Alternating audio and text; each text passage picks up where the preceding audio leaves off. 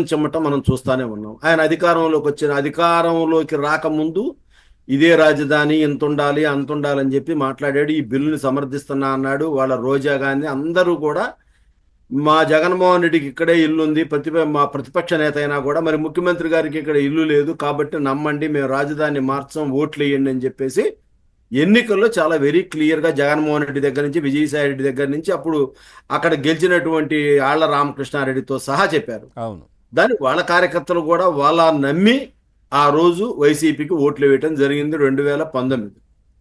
మరి దాన్ని అతను ఏదో వచ్చి రాగానే అసలు మీరు ఒకటి గమనించండి, జగన్మోహన్ రెడ్డి ఈ రోజు వరకు కూడా ఆయన నోటి వెంట అమరావతి రాజధాని అని కానీ అమరావతి అన్న పదం ఒక్క క్లిప్పింగ్ చూపించండి మీరు. ఈ 10 ఏళ్లలో, ఈ 5 ఏళ్లలో, ఈ రాజధాని ఏర్పడిన 5 ఏళ్లలో అమరావతి అనే పదం పలకటానికి అతను ఇష్టపడండి. అతను ఒక శాడిస్ట్ మనస్తత్వం, అతను ఒక ఫ్యాక్షనిస్ట్ మనస్తత్వం. అతను ఏదనుకుంటే అతను ఇప్పుడు చిన్న ఉదాహరణ చెప్తారు. రోసయ్య గారు ఉన్నాడు, రాజకీయాలకు అతీతంగా ఆయన చనిపోయినప్పుడు అందరూ పోయి శ్రద్ధాంజలి ఘటించి వచ్చారు. ఈ రోజు కూడా రోసయ్య చిత్రపటానికి కనీసం నమస్కారం చేయని వ్యక్తి ఎవడన్నా ఉన్నాడు ఈ ప్రపంచంలో అంటే ఈ జగన్మోహన్ రెడ్డి. వాళ్ళ నాన్నకు అత్యంత సన్నిహితుడు, సలహాదారుడు ఆయన కూడా అదే. అలానే వాళ్ళ పార్టీలో ఉన్నటువంటి వ్యక్తి కూడా భూమా నాగిరెడ్డి చనిపోతే అసెంబ్లీలో తీర్మానం పెడితే బయటకు వెళ్ళిపోయాడు. అతను అంతే సార్, అతను మానవతా, తల్లి చెల్లిని బయటికి పంపించినోడికి మానవతా విలువలు ఉండవు. అదొక డిఫరెంట్ ఇష్యూ.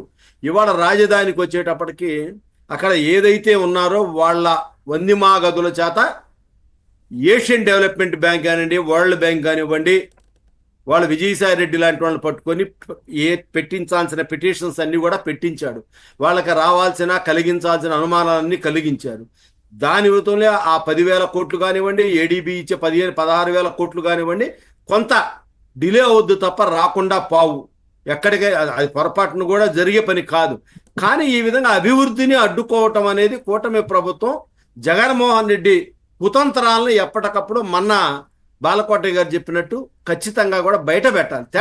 రాజద్రోహం కేసులు ఆయన అప్పుడు పెట్టించారు కానీ ఇప్పుడు పెట్టాలి సార్ మీద, ఎందుకంటే రాష్ట్రానికి ద్రోహం చేస్తున్నారు. నేను ఈ సందర్భంగా కేవలం ఈ రాజధాని ప్రాంతంలో అభివృద్ధి అనే దానికంటే కూడా ఈ రాజధానిని నిలబెట్టుకోవటం కోసం మహిళలు ఉద్యమం చేసినప్పుడు బాలకోటయ్య గారు వీళ్ళంతా కూడా నాయకత్వం వహించారు.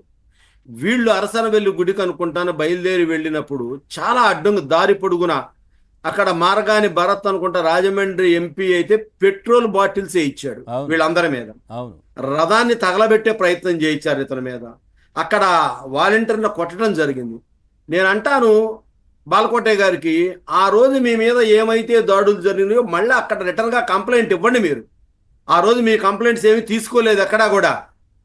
మీరు కంప్లైంట్స్ ఇచ్చి వాళ్ళందరినీ కూడా నాన్ బెయిలబుల్ కేసులు పెట్టించండి వాళ్ళ మీద. ప్రభుత్వం అంటే ఒక తప్పు చేస్తే భయం ఉండాలి. అంటే ఉద్యమకారులను చాలా అసహ్యంగా మాట్లాడారు. అంటే గుడికి చేరుకునేంత వరకు మహిళలకు కడుపులవుతాయని చెప్పారు.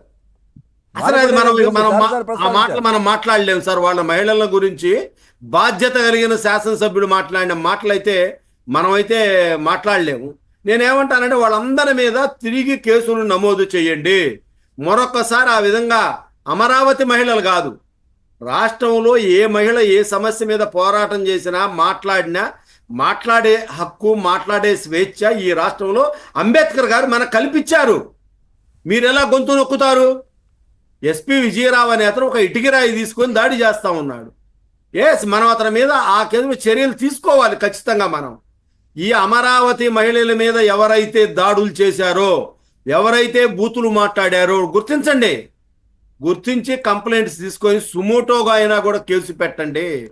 మరొకసారి మీ పార్టీ నేతలు అంటే లోకేష్ గారే కేసు పెట్టాలని స్టూల్ కూడా ఎత్తుకుపోయారు. అదే అది లోకేష్ గారి యాత్ర సంబంధించి లోకేష్ గారి మీద ఎస్సీ ఎస్టీ కేసు పత్తిపాడులో పెట్టాలి, లోపల వేయాలని చెప్పి ప్రయత్నం చేసి భంగపడ్డారు. ఇక లోకేష్ గారిని హింసించిన తీరు, వాళ్ళ నాన్నగారు చంద్రబాబు నాయుడు గారిని అరెస్ట్ చేసిన రోజు అయితే ఆయన వెళ్ళటానికి వీలు లేదంట. వాళ్ళ నాన్నగారిని అరెస్ట్ చేస్తే కొడుకుని వెళ్ళనివ్వరంట. అప్పుడు అదే మరి ఇంకో ప్రతిపక్ష నేత జనసేన అధినేత వస్తుంటే ఆయన ఫ్లైట్ లేకుండా చేశారు. రోడ్డు మీద వస్తుంటే ఆ సరిహద్దుల్లో ఆపేస్తే ఆయన అక్కడ కింద పడుకుంటే దాని మీద కూడా కామెంట్లు. మనోహర్ నాయుడు అని మా గుంటూరు మేయర్ ఉన్నాడు, వాడు కౌన్సిలర్కి ఎక్కువ, కార్పొరేటర్ తక్కువ. అతను చండాలంగా దాని మీద మాట్లాడితే దాని మీద నేను హైకోర్టు పోతే మొట్టికాలేసింది, నువ్వు మేయర్వా గాడిదివా అని. ఇవన్నీ కూడా అండి అమరావతి రాజధాని మీద అసలు ఇంకోటి ఏంటంటే రోడ్లు తవ్వుకొని పోయారు. ఈ ప్రపంచంలో వింత మనం ఎక్కడా చూడాల. మనం వేసిన రాజధాని, అభివృద్ధి చేసిన రాజధాని కొద్దిగా సీడాక్సిస్ రోడ్డు తవ్వుకొని వైకాపా నాయకులు కంకర అమ్ముకున్నారు. కంకర ఇనుము ఇటువంటి పరిస్థితులు దాపరిస్థితి అంటే ఇక పొరపాటున మొన్న ఏదైనా జరిగి ఉంటే ఇల్లు కూడా కూలగొట్టి ఆ ఇల్లు కూడా అమ్ముకొని రిజిస్టర్ చేయించుకునేవాడు. ఇప్పుడు అంచనాలు పెరగడానికి కారణం కూడా అవన్నీ. ఇప్పుడు ఆ ఉన్న రోడ్డును కొంచెం తీసేయాల్సి వస్తుంది. సో దానిపైన మళ్ళీ రోడ్ వేయడం, ఆ తర్వాత భవనాల్లోకి అక్కడ మొత్తం జంగిల్ క్లియరెన్స్ కోసం కొన్ని కోట్ల రూపాయలు ఖర్చు పెట్టడం, ఇదంతా వీళ్ళు చేసినవే. ఖచ్చితంగా సార్, ఇప్పుడు నెలకే ధరవరలు పెరిగినట్టు వాళ్ళ టెండర్ ఖచ్చితంగా పెరుగుతాయి. ఇప్పుడు సిమెంట్ ఇవాళ ఉన్న రేట్ అదే పెరిగిద్దని తెలియదు, ఇనుము ఇవాళ ఉన్న రేటు అదే ఉంటుంది. ప్రపంచవాణి మార్కెట్ ఏ విధంగా ఉందో అది పెరుగుతూ ఉంటుంది. అయినా మనం టెండర్ పిలిచిన తర్వాత దేనికైతే కమిట్ అయ్యాడో దాని ప్రకారమే చేస్తాడు, అది డిఫరెంట్ ఇష్యూ. కానీ ఇవాళ వైకాపా వాళ్ళు చేసే ఏ బ్యాంక్ నుంచి కూడా నిధులు రాకుండా రాజధాని అడుగు ఒక్కటేనండి వాళ్ళకు ఉంది. రాజధాని అమరావతి అభివృద్ధి చెందితే శాశ్వతంగా చంద్రబాబు నాయుడు పేరు అమరావతిలో ఆయన పోయిన తర్వాత కూడా నిలబడిపోద్ది, చంద్రబాబు నాయుడు గారి పేరు ఉండకూడదు అనే పేరుతో అనే సాకుతోనే వైకాపా ఈ రోజుకి కూడా ఇవాళ మనకి అదృష్టం బాగుండి కేంద్రంలో మొన్న 2.5 లక్షల కోట్ల అభివృద్ధి పనులకి మోడీ గారు శాంక్షన్ చేశారు. మనం ఇక మన కూటమిలో ఉన్నటువంటి ఇది మనం దాని గురించి గతం ఏంటనేది మాట్లాడుకోవటం అనవసరం. ఇవాళ రాజకీయాలు పక్కన పెట్టి చంద్రబాబు నాయుడు గారు ఒక మెట్టు దిగి తన స్థాయిని తగ్గించుకొని ఒక జాతీయ నాయకుడు, నేషనల్ ఫ్రంట్ చైర్మన్గా చేసిన వ్యక్తి, మరి అనేక మంది ప్రధానులుగా చేసిన వ్యక్తి, రాష్ట్రపతులు నిర్ణయించిన వ్యక్తి ఇవాళ కేంద్ర మంత్రుల దగ్గరికి పోయి ఇవాళ ఒక సామాన్యమైనటువంటి రాజకీయ నాయకుల్లాగా ఫండ్స్ కోసం తిప్పలు పడతా ఉన్నాడు. లోకేష్ గారు పోయి తిప్పలు పడతా ఉన్నారు. ఇవాళ అమరావతిని నిలబెట్టింది మా బాలకోటయ్య గారు లాంటి ఉద్యమకారులు అయితే గతంలో వాళ్ళు పడ్డ తిప్పలు అదేనండి. అమరావతిని నిలబెట్టింది ఏ విధంగా మా మహిళామ తల్లులు ఇలాంటి బాలకోటయ్య లాంటి పోరాట యోధులైతే దాన్ని కొనసాగించింది. వీళ్ళకి ఏ కష్టం వచ్చినా చంద్రబాబు నాయుడు గారు చాలా అండగా నిలబడ్డాడు అన్ని విధాలా. ఆ అమరావతిని అభివృద్ధి చేసుకోవటానికి అతను చాలా తపన పడతా ఉన్నాడు చంద్రబాబు నాయుడు గారు. ప్రధాని గారి దగ్గర పోయినప్పుడల్లా చెప్తా ఉన్నాడు, సార్ మీరు శంకుస్థాపన చేసినటువంటి అమరావతి రాజధాని ఇది మీ పేరు చిరస్థాయిగా నిలిచిపోద్ది, మీరు ఫండ్స్ ఇవ్వండి అంటే ఆయన కూడా పెద్ద మనసుతో అనేక ఫండ్స్ ఇస్తున్నాడు.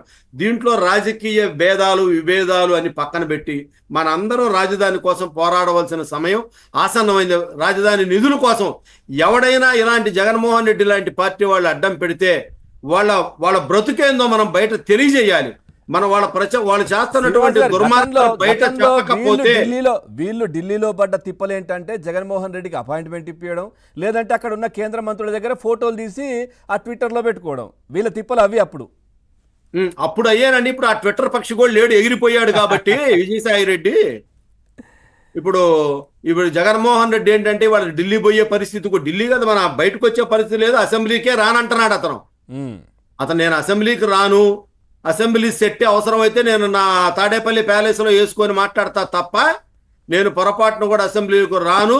రాజధాని ప్రజలను ముఖం చూడడం, వాళ్లే నన్ను ఈ ఉద్యమం ద్వారా భ్రష్టు పట్టించి నా ఓటమికి సగం వాళ్లే కారణం అనేది అతనికి బలంగా మళ్ళీ వచ్చి ఒక రోజు వచ్చి సెషన్ కి సంతకం పెట్టి అంటే వచ్చినట్టు ఉంటుంది కదా.